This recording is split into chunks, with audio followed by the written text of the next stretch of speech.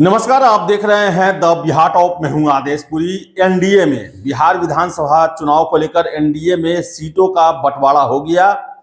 आपने देखा होगा कि एनडीए के सभी घटक दलों के द्वारा एक ही पोस्ट जो है वो अपने अपने ट्विटर हैंडल से या सोशल मीडिया हैंडल से प्रसारित किया गया।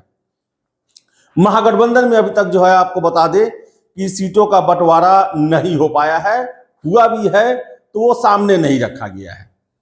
और ऐसे में आपको बता दे एक दल जो है वो अब बुरी तरह फंस चुका है और वो है वीआईपी, मुकेश सहनी की पार्टी। आपको बताएं मुकेश सहनी जो है वो 50 सीट और डिप्टी सीएम के पद को लेकर जो है वो सालों से रट्टा मार रहे थे और अभी तक उनका कहना था कि उनका नंबर लॉक हो चुका है, यानी कि उससे कम सीट पर वो बर्दाश्त ही नहीं करेंगे, गुंजाइश ही नहीं है और डिप्टी सीएम पद तो उनको चाहिए ही चाहिए। लेकिन अब बता दें कि अब जो परिस्थितियां बन रही हैं, जब से एनडीए के द्वारा अपने सीट बंटवारे को की घोषणा की गई उसके बाद से मुकेश सहनी के सामने अब तेजस्वी यादव की ऑफर को स्वीकार करने का ही एकमात्र ऑप्शन बचा है। आपको बता दें कि सूत्रों के हवाले से खबर निकल रही है कि आरजेडी वीआईपी को 12 से अधिक सीट देने को तैयार नहीं है। एकदम लक्ष्मण रेखा खींचा जा चुका है और अब इस लक्ष्मण रेखा को अगर पार करते हैं मुकेश सहनी, कहीं के नहीं रहेंगे। यानी कि अब बीजेपी में तो सीटों का, एनडीए में जो है वो सीटों का बंटवारा हो चुका है, इधर रास्ता क्लोज हो चुका है। वजह क्या है? वजह यह है कि 101 सीट पर बीजेपी लड़ रही है और 101 सीटों पर जदयू, 29 पर चिराग पासवान और 6 पर उपेंद्र कुशवाहा और जीतन राम मांझी की पार्टी। ऐसे में अब एनडीए में सीट का कोई गुंजाइश ही नहीं है।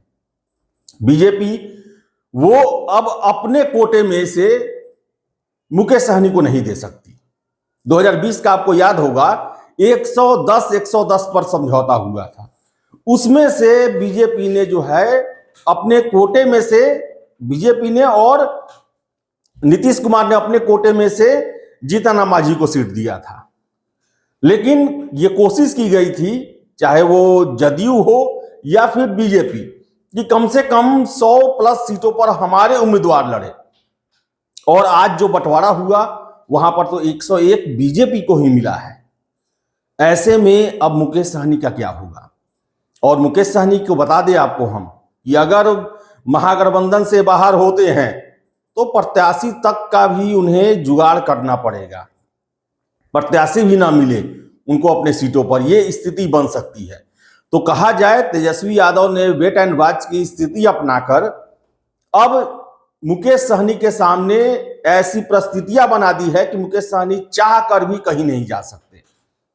और यह भी खबर मिल रही है कि मुकेश सहनी जो है वो कई सीटों पर कई लोगों को आश्वासन दे चुके हैं, ठेका ले चुके हैं।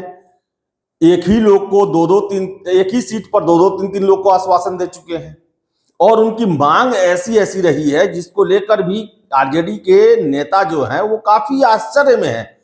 आरजेडी की जीती हुई सीटों पर दावा किया गया है, लेकिन ये सारा प्रोग्राम जो है मुकेश सहनी का अब फ्लॉप हो गया है अब, क्योंकि अब उनका जो है पलटी मारने का भी समय खत्म हो चुका है।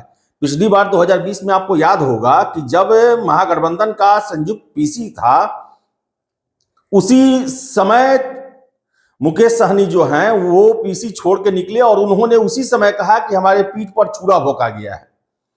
लेकिन आज वैसी स्थिति भी नहीं है। अगर आज महागठबंधन छोड़ते हैं मुकेश सहनी, कहीं के नहीं रहेंगे। तो अब देखिए, अब आरजेडी जो 12 सीट ऑफर कर रही है वही दे रही है या फिर अब आरजेडी इनके साथ बार्गेनिंग करती है।